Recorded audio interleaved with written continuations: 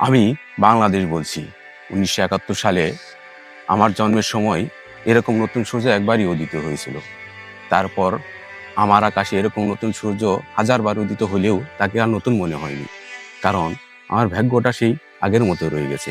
অথচ দেখেন, আমার সাথে জন্ম নেওয়া দেশগুলো কেউ বা বিশাল সমুদ্রকে করেছে পর্যটন কেন্দ্র, কেউ বা মরুভূমিকে করেছে স্বপ্নের শহর, দ্বীপরাষ্ট্র হয়েও বিশ্বে ব্র্যান্ড হয়ে গেছে। অথচ স্বাধীনতার এত বছর পরেও আমার এখানে একদল যায় আর একদল আসে, মাঝখানে আমি পড়ে থাকি শুধু আমার বাংলাদেশ হয়ে। দেশটা এগোই মানুষের শক্তিতে, কৃষকের ঘামে আর শ্রমিকের হাতে, বিদেশে থাকা তরুণদের রিমিটেন্সে। আর রাজনীতি দেশের স্বপ্নের থেকেও বড় হয়ে যায় চেয়ার আর ক্ষমতা। আমার আসল দুঃখ, দেশকে সবাই ভোগ করতে চায়। স্বাধীনতার এত বছর পরেও কেন জানি মনে হয় স্বাধীনতাটা এখনো অসম্পূর্ণ। তবু স্বপ্ন দেখি, পরিবর্তন আসবেই ইনশাল্লাহ।